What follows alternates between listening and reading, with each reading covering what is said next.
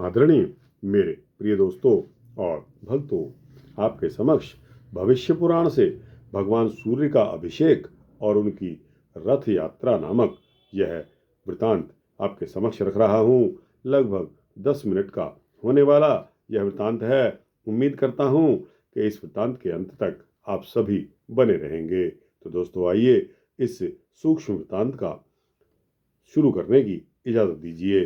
आदरणीय मेरे प्रिय दोस्तों और भक्तों, भविष्य पुराण में आने वाले भगवान सूर्य का अभिषेक और उनकी रथ यात्रा नामक यह वृतांत आपके समक्ष रख रहा हूँ। दोस्तों, इसमें रुद्र ने पूछा कि हे ब्रह्मन, भगवान सूर्य की रथ यात्रा कब और किस विधि से की जाती है? रथ यात्रा करने वाले, रथ को खींचने वाले, रथ को वहन करने वाले, रथ के साथ जाने वाले, रथ के आगे नृत्य गान करने वाले और रात्रि जागरण करने वाले पुरुषों को क्या फल प्राप्त होता है, इसे लोक कल्याण के हेतु विस्तार पूर्वक बतलाइए। ब्रह्मा जी बताते हैं कि हे रुद्र, आपने बहुत उत्तम प्रश्न किया है। अब मैं आपको इसका वर्णन बताता हूँ। एकाग्रचित होकर इसको सुनिए। भगवान सूर्य की रथ यात्रा और इंद्रोत्सव, ये दोनों जगत के कल्याण के लिए मैंने प्रवर्तित किए हैं। जिस देश में ये दोनों महोत्सव आयोजित किए जाते हैं, वहाँ दुर्भिक्ष आदि उपद्रव नहीं होते और ना ही चोरी आदि का कोई भय रहता है। इसलिए दुर्भिक्ष, अकाल आदि उपद्रवों की शांति के लिए इन उत्सवों को मनाते रहना चाहिए। मार्गशीर्ष के शुक्ल पक्ष की सप्तमी को घृत के द्वारा भगवान सूर्य को श्रद्धापूर्वक स्नान कराना चाहिए। ऐसा करने वाला पुरुष सोने के विमान में बैठकर अग्निलोक को जाता है और वहां दिव्य भोग प्राप्त करता है। जो व्यक्ति शर्करा के साथ शाली चावल का भात, मिष्ठान और चित्रवर्ण के भात को भगवान सूर्य को अर्पित करता है, वह ब्रह्मलोक को प्राप्त होता है। और जो प्रतिदिन भगवान सूर्य को भक्तिपूर्वक घृत का उपटन लगाता है, वह परम गति को प्राप्त करता है। पौष शुक्ल सप्तमी को तीर्थों के जल अथवा पवित्र जल से वेद मंत्रों के द्वारा भगवान सूर्य को स्नान कराना चाहिए।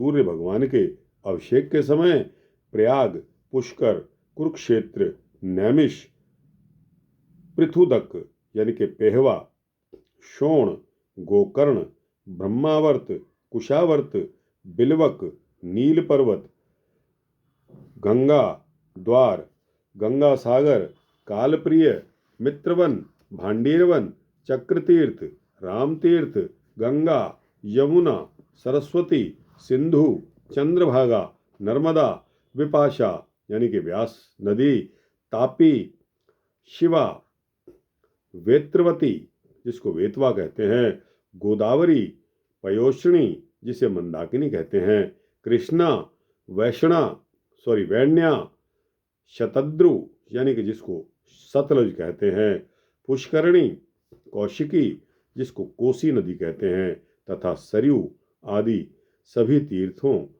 नदियों और समुद्रों का स्मरण करना चाहिए। दिव्य आश्रमों और देव स्थानों का भी स्मरण करना चाहिए। इस प्रकार स्नान करवाकर इस दिन स्नान करवाकर 3 दिन 7 दिन एक पक्ष अथवा मास भर उस अभिषेक के स्थान में ही भगवान का अधिवास करें और प्रतिदिन भक्ति पूर्वक उनकी पूजा करते रहें। माघ मास के कृष्ण पक्ष की सप्तमी को मंगल कलशों तथा वितान आदि से सुशोभित चौकोर एवं पक्के ईंटों से बनी हुई वेदी पर सूर्य नारायण को भली भांति स्थापित करके हवन, ब्राह्मण, भोजन, वेद पाठ और विभिन्न प्रकार के नृत्य, गीत, वाद्य आदि उत्सवों को करना चाहिए। अनंतर माघ शुक्ला चतुर्थी को अयाचित व्रत करें। पंचमी को एक बार भोजन करें, षष्ठी को रात्रि के समय ही भोजन करें और सप्तमी को उपवास करके हवन, ब्राह्मण भोजन आदि को संपन्न करें। सभी को दक्षिणा देकर पौराणिक की भली भांति पूजा करें। तदनंतर रत्न जटित सुवर्ण के रथ में भगवान सूर्य को विराजमान करें। उस रथ को उस दिन मंदिर के आगे ही खड़ा करें। रात्रि में जागरण करें और नृत्य गीत चलता रहे। माघ शुक्ला अष्टमी की रथ यात्रा करनी चाहिए। रथ के आगे विविध बाजे बजते रहें, नृत्य गीत और मंगल वेद ध्वनि होती रहे। रथ यात्रा प्रथम नगर के उत्तर दिशा से प्रारंभ करनी चाहिए। पुनः क्रमशः पूर्व, दक्षिण और पश्चिम दिशाओं में भ्रमण कराना चाहिए। इस प्रकार रथ यात्रा करने से राज्य के सभी उपद्रव शांत हो जाते हैं। राजा को युद्ध में विजय प्राप्त होती है तथा उस राज्य में सभी प्रजाएं और पशुगण निरोग और सुखी हो जाते हैं। रथ यात्रा करने वाले, रथ को वहन करने वाले और रथ के साथ जाने वाले सूर्यलोक में निवास करते हैं। रुद्र देवता कहते हैं कि हे ब्राह्मण, मंदिर में प्रतिष्ठित प्रतिमा को किस प्रकार उठाना चाहिए और किस प्रकार रथ में विराजमान करना चाहिए, इस विषय में मुझे कुछ संदेह है, क्योंकि वह प्रतिमा तो स्थिर अर्थात अचल प्रतिष्ठित है, अतः उसे कैसे चलाया जा सकता है। कृपया करके इस संशय को बताइए, इस संशय को दूर करिए। ब्रह्मा जी कहते हैं कि संवत्सर के अवयवों के रूप में जिस रथ का पूर्व में मैंने वर्णन किया, वह रथ सभी रथों में पहला रथ है। उसको देखकर ही विश्वकर्मा ने सभी देवताओं के लिए अलग अलग विविध प्रकार के रथ बनाए हैं। उस प्रथम रथ की पूजा के लिए भगवान सूर्य ने अपने पुत्र मनु को वह रथ प्रदान किया। मनु ने राजा इक्ष्वाकु को प्रदान किया और तब से यह रथ यात्रा पूजित हो गई और परंपरा से चलती आ रही है। इसीलिए सूर्य की रथ यात्रा का उत्सव मनाना चाहिए। भगवान सूर्य तो सदा आकाश में भ्रमण ही करते रहते हैं, इसीलिए उनकी प्रतिभा को चलाने में कोई भी दोष नहीं है। भगवान सूर्य के भ्रमण करते हुए उनका रथ एवं मंडल दिखाई नहीं पड़ता, इसलिए मनुष्यों ने रथ यात्रा के द्वारा ही उनके रथ एवं मंडल का दर्शन किया है। ब्रह्मा, विष्णु, शिव आदि देवों की प्रतिमा के स्थापित हो जाने के पश्चात उनको उठाना नहीं चाहिए, किंतु सूर्य नारायण देवता की रथ यात्रा प्रजाओं की शांति के लिए प्रतिवर्ष करनी चाहिए। सोने चांदी या उत्तम काष्ठ का अतिशय रमणीय और बहुत सुदृढ़ रथ का निर्माण करना चाहिए। उसके बीच में भगवान सूर्य की प्रतिमा को स्थापित करके उत्तम लक्षणों से युक्त अतिशय सुशील हरित वर्ण के घोड़ों को रथ में नियोजित करना चाहिए। उन घोड़ों को केसर से रंग कर अनेक आभूषणों, पुष्पमालाओं और चमर आदि से अलंकृत करना चाहिए। रथ के लिए अर्घ्य प्रदान करना चाहिए। इस प्रकार रथ को तैयार करके सभी देवताओं की पूजा करके ब्राह्मण भोजन कराना चाहिए। दक्षिणा देकर दीन, अंधे, उपेक्षितों तथा अनाथों को भोजन आदि से संतुष्ट करना चाहिए। उत्तम, मध्यम अथवा अधम किसी भी व्यक्ति को विमुख नहीं होने देना चाहिए। रथ यात्रा स्वरूप इस सूर्य महायाग में भूख से पीड़ित बिना भोजन किए यदि कोई व्यक्ति भग्न आशा वाला होकर लौट जाता है, तो इस दुष्कृत्य से उसके स्वर्गस्थ पितरों का अधः पतन हो जाता है। अतः सूर्य भगवान के इस यज्ञ में भोजन और दक्षिणा से सबको संतुष्ट करना चाहिए, क्योंकि बिना दक्षिणा के यज्ञ प्रशस्त नहीं होता और निम्नलिखित मंत्रों से देवताओं को उनका प्रिय पदार्थ समर्पित करना चाहिए।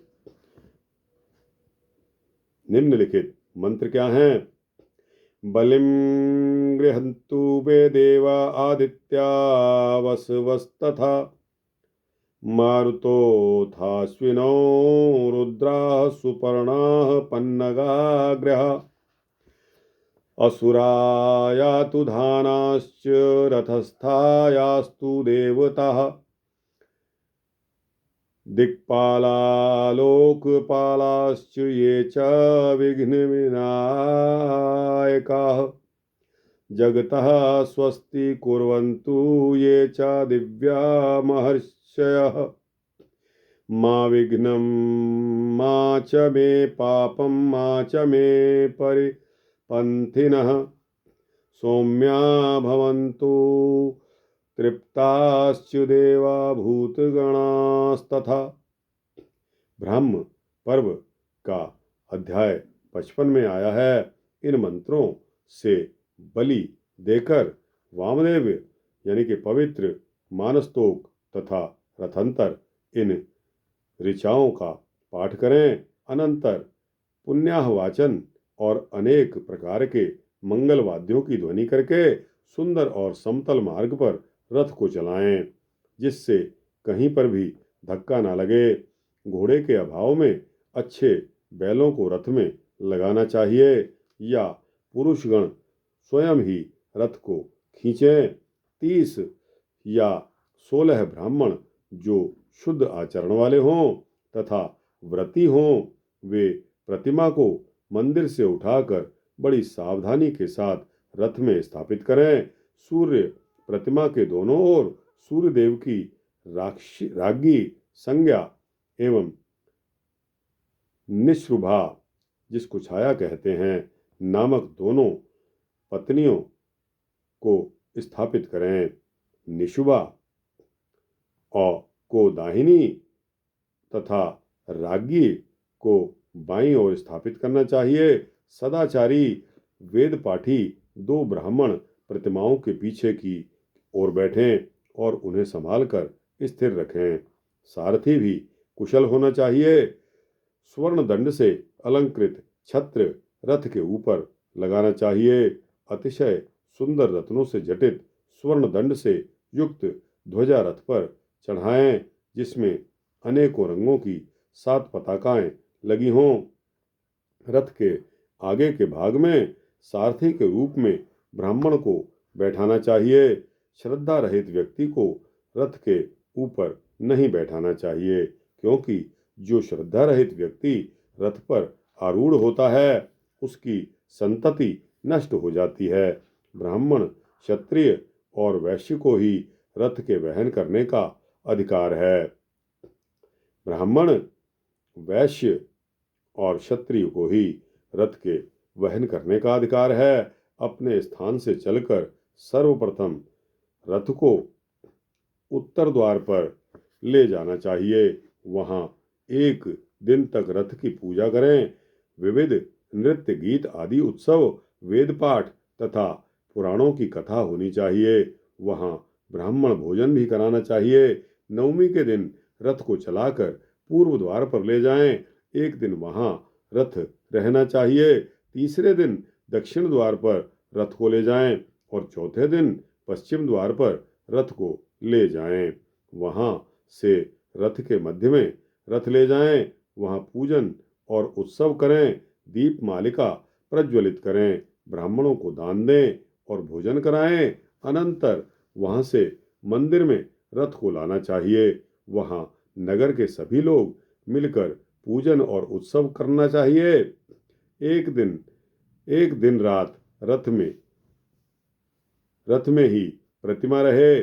दूसरे दिन भगवान सूर्य की प्रतिमा को रथ से उतारकर बड़ी धूमधाम से मंदिर में स्थापित किया जाना चाहिए। इस प्रकार सप्तमी से त्रयोदशी तक रथ यात्रा होनी चाहिए और चतुर्दशी को प्रतिमा पूर्व स्थान में स्थापित कर देनी चाहिए। इस रथ यात्रा के करने से सभी विघ्न और बाधाएं निवृत्त हो जाती हैं। दोस्तों, यह वृत्तांत यहाँ समाप्त होता है। भविष्य पुराण का यह वृत्तांत आपको कैसा लगा? अच्छा लगा हो तो इसको लाइक और शेयर करते हुए अपने दोस्तों, भक्तों, मित्रों, जिज्ञासुओं तक अवश्य पहुंचाना। दोस्तों, अपने कमेंट सेक्शन में अपनी राय अवश्य देना और इस चैनल को सब्सक्राइब कर देंगे तो आपको इसी तरह के सूक्ष्म भक्ति वृत्तांत सबसे पहले मिलेंगे। जय श्री सूर्य नारायण देवता की जय। जय अन्य सभी देवताओं की जय।